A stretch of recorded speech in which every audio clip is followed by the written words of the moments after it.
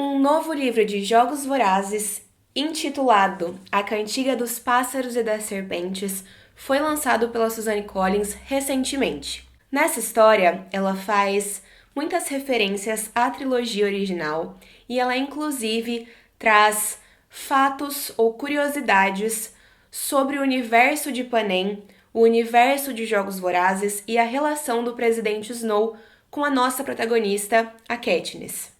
Eu já postei aqui no meu canal um vídeo falando as minhas opiniões sobre esse livro e especulando como poderia ser o filme, a adaptação cinematográfica que já está confirmada.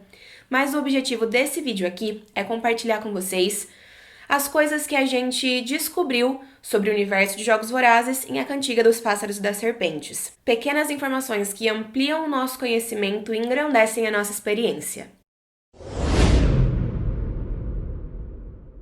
Logo no começo de A Cantiga dos Pássaros e das Serpentes, a gente descobre que o presidente Snow e a Tigris são primos.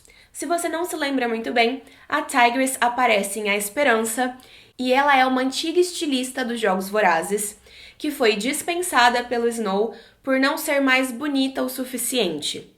Ela então ajuda a Katniss e os outros rebeldes quando eles chegam na capital. E ela até soa satisfeita por saber que o plano da Katniss era matar o Snow. Nesse prelúdio de Jogos Vorazes que acabou de ser lançado, a gente descobre que ela e o Snow tinham uma relação muito próxima e de muito afeto. A gente não sabe ao certo quando ou como, mas essa relação foi rompida. Descobrimos também que o presidente Snow teve uma infância muito pobre por causa da primeira rebelião, da primeira guerra dos distritos com a capital. A fortuna da família dele foi investida em munições no Distrito 13. Então, quando o Distrito 13 sofreu o bombardeio nuclear, que transformou ele em cinzas, isso fez com que a fonte de renda dos Snow acabasse. Além disso, a gente descobre que os Jogos Vorazes foram criados pelo reitor do colégio da academia em que o Snow estudava na adolescência, que se chamava Dean Casa Highbottom, com a ajuda do pai do Snow, o Crassus Shantus Snow, para um exercício que eles precisaram desenvolver para a aula da doutora Gao, que é uma personagem que aparece em A Cantiga dos Pássaros e das Serpentes, enquanto eles estavam na universidade. E o objetivo desse exercício era pensar numa punição extrema para os inimigos.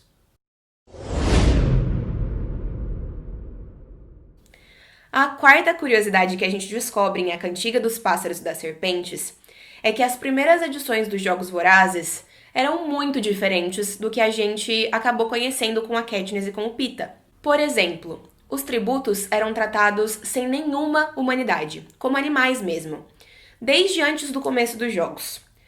Eles eram presos em jaulas e eles passavam fome, porque nem comida eles davam. Todo o tratamento especial e farto que a gente vê os tributos das edições 74 e 75 dos Jogos Vorazes tendo, não existe aqui. Além disso, a arena era uma espécie de coliseu em tamanho menor, sem armadilhas, sem cenários, sem grandes proteções. Os tributos eram jogados dentro dela, apenas com armas disponíveis, e eles tinham que matar uns aos outros, mas todos os elementos de entretenimento ou tecnológicos que a gente vê nas edições 74 e 75 também não existem aqui. Por conta de tudo isso e da falta de glamour, as pessoas não acompanhavam as edições dos Jogos Vorazes, nem nos distritos e nem na capital. Ninguém tinha estômago para assistir. A sétima curiosidade é que a ideia de mentores para tributos surgiu na 10ª edição, e o presidente Snow foi um dos mentores dessa primeira tentativa, já que eles chamaram os alunos do colégio da academia da capital que estavam prestes a se formar e partir para a universidade. Foi nessa época que um jovem Snow sugeriu a ideia de patrocínios nos Jogos Vorazes, a ideia de que o público poderia fazer apostas e enviar dádivas para os tributos que estivessem lutando pela própria vida. Mais tarde, também foi o Snow que sugeriu os prêmios em alimentos para todo o distrito do tributo vencedor e a criação das aldeias dos vitoriosos. A 10ª curiosidade que eu trago para vocês é que o primeiro apresentador da história dos Jogos Vorazes foi o Luke Flickerman, também na 10ª edição, e provavelmente ele era pai ou algum antepassado do Caesar Flickerman, o apresentador das 2 edições em que a Katniss e o Peeta participam.